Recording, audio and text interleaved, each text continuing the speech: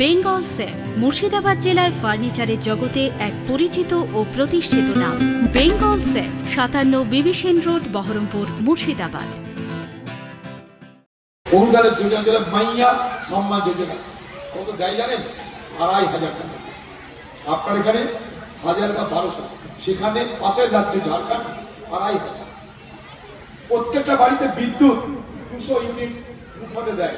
বলছি দেখুন, স্বাস্থ্য বীমা যোজনা 10 লক্ষ টাকা করে দিচ্ছে তারা।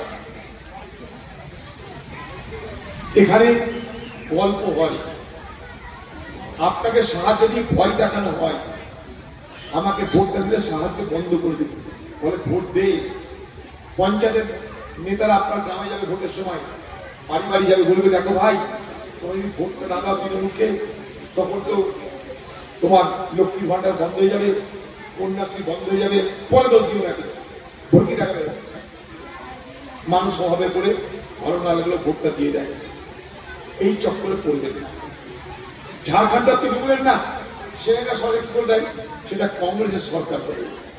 চলে যান কর্ণাটক, কংগ্রেসের সরকার। শুধু লক্ষ্মীর ভান্ডার নয়, প্রত্যেকটা বেকার যুবককে সেখানে 3000 টাকা করে দেওয়া হয়। বুঝলি দেখুন, সেখানে মেয়েদেরকে, সেখানকার মেয়েরা বাসে যখন যাতায়াত করে তাদের ভাড়া মুক্ত, তাদের যাতায়াত। বুঝলি দেখুন। চলে যান তেলেঙ্গানা, কংগ্রেসের সরকার, সেখানটাই লক্ষ্মীর ভান্ডার অন্য নামে দেওয়া হয় 3000 টাকা। সেখানে গৃহ নির্মাণের কত টাকা দেওয়া হয় জানেন? আবাস যোজনায় তেলেঙ্গানা কংগ্রেসের সরকার সেখানে দেওয়া হয় 4,85,000 টাকা।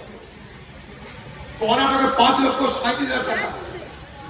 আমাদের এখানে 1,20,000 টাকা। তাও কংগ্রেস যদি কখনো ক্ষমতায় আসে, জানবেন মা বোনেরা, আমরা 1,000-1,200 রাখবো না, আমরা 2,500 থেকে 3,000 এই লক্ষ্মী ভান্ডার শুরু করি। কারণটা কি জানেন? বাজারে জিনিসের দর বাড়ছে, খরচ বাড়ছে, তার সঙ্গে তুলনা ঠিক রেখে আপনার অনুদানের পরিমাণ বাড়ানো দরকার। সহজ সরল যুক্তি এটা। 10 বছর আগে যে 10 টাকা আপনি যেটা কিনতেন, আর সেটা 100 টাকা। আমাকে বিজেপি বাড়াতে বাড়াতে 2025 সাল হয়ে গেল। আমি যেখানটা সেখানে চললাম। উল্টো দিকে আজকে সরকার কোথায়? আজকে সরকার কোথায়? সারা পৃথিবীর মুসলমান সমাজের কাছে ওয়াকফ সম্পত্তি কি?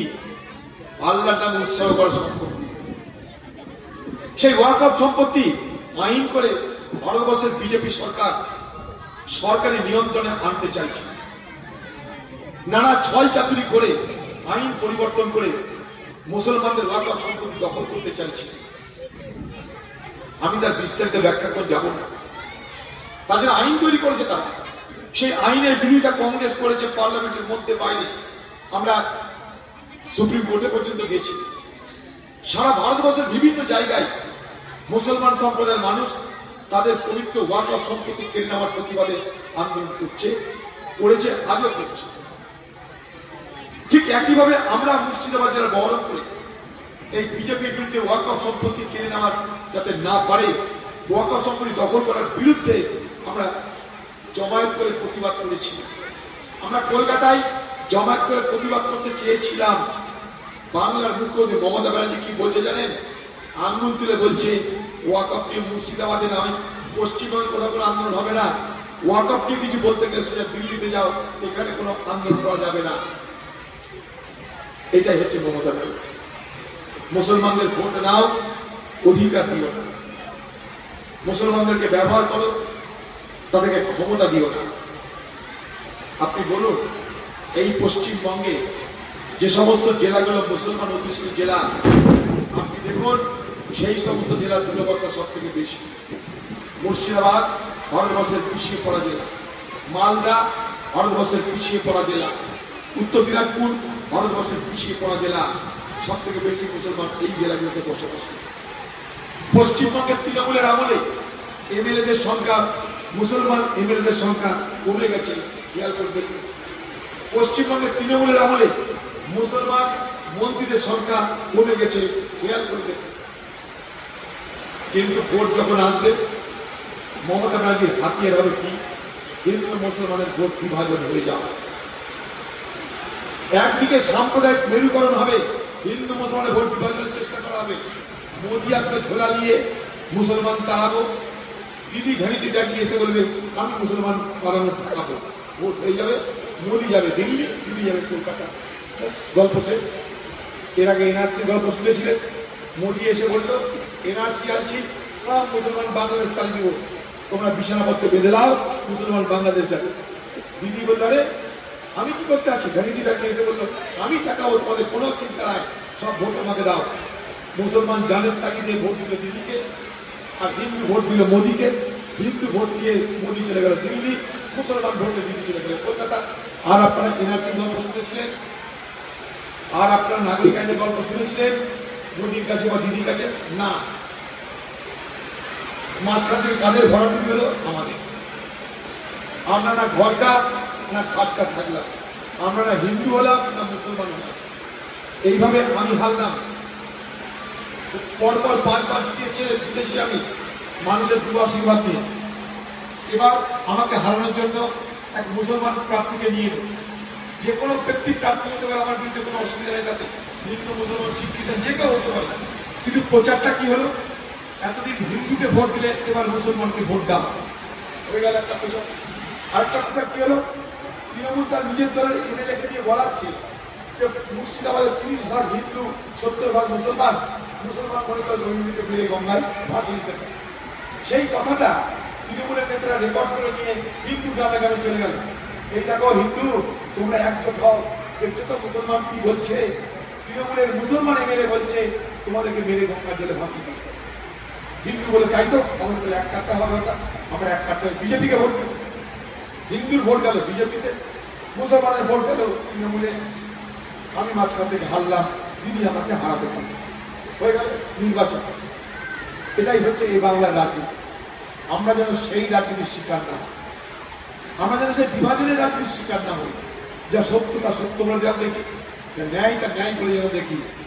আমরা যদি ভুল করে দেখি, জাত নিয়ে, ধর্ম নিয়ে, পাত নিয়ে আমরা যেন রাজনীতি করতে না যাই, ভোট করতে না যাই। আমাদের জীবনের মৌলিক সমস্যা কি, সেগুলো নিয়ে কোনো আলোচনা হচ্ছে না নির্বাচনের সময়। আজকে রুচি নাই, রুচি নাই, স্বাস্থ্য নাই, শিক্ষা নাই, চাকরি নাই, শিল্প নাই, কোন আলোচনা আছে মমতা ব্যানার্জির? না। বিজেপির আছে? না। প্রতিদিন গন্ডগোল, ঝগড়া, সংঘর্ষ, তাই যে টিভির বাজার গরম। সন্ধে হলেই টিভিতে সব এসে বসে পড়ছে, কে কোথায় কি বললো, কে কোথায় কি খেলো, কে কোথায় কি। পশ্চিমবঙ্গের শিল্প নিয়ে কোনো আলোচনা হচ্ছে, স্বাস্থ্য নিয়ে আলোচনা হচ্ছে? বলুন। আজকে হাসপাতালের মধ্যে ডাক্তার যে চিকিৎসক, সে মহিলা, তাকে ধর্ষণ করে খুন করে দেওয়া হলো, কোনো বিচার পেল? কোনো বিচার পেল? ডাক্তার মানুষের সেবা করার জন্য গোটা রাত সে হাসপাতালে থাকতে চায়। আমি তাদের বাড়ি গেছি, তাদের বাবা মার সঙ্গে কথা বলেছি, আবার তাদের বাড়ি যাবো আমি। তাদের মেয়েটা এমনই বলে, বাবা বাড়িতে যদি শুয়ে থাকি তাহলে কোনো বিপদে পড়লে রুগীকে দেখবে কে, আমি রাত্রে হসপিটালে থাকি। সেই মেয়েটাকে হসপিটালের মধ্যে ধর্ষণ করে খুন করে দেওয়া হলো, কোনো বিচার হলো? বাংলার মুখ্যমন্ত্রী তাকে ধরল, কোন চেষ্টা করলো? না। প্রতিদিন এই বাংলার মা বোনেরা ধর্ষিতা হচ্ছে। কোথায় যাবেন কিন্তু মানুষ? যে রাজ্যে মহিলাদের সম্মান দিতে জানে না, সেই রাজ্যে কখনো শক্তিশালী হতে পারে? একটা মহিলা মুখ্যমন্ত্রী হয়ে মহিলার বিপদে দাঁড়ায় না, সে মানুষের বিপদে কোথায় দাঁড়াবে? ভোটের সময় বলবে লক্ষ্মীর ভান্ডার বন্ধ করে দেবো টাকা না দিলে, ভোট না দিলে। মা বোনেরা ভোট দিয়ে দেয়, যদি আমাদের লক্ষ্মীর ভান্ডারটা বন্ধ হয়ে যায় খাবো? তাদের পরে সংসারের টান আছে।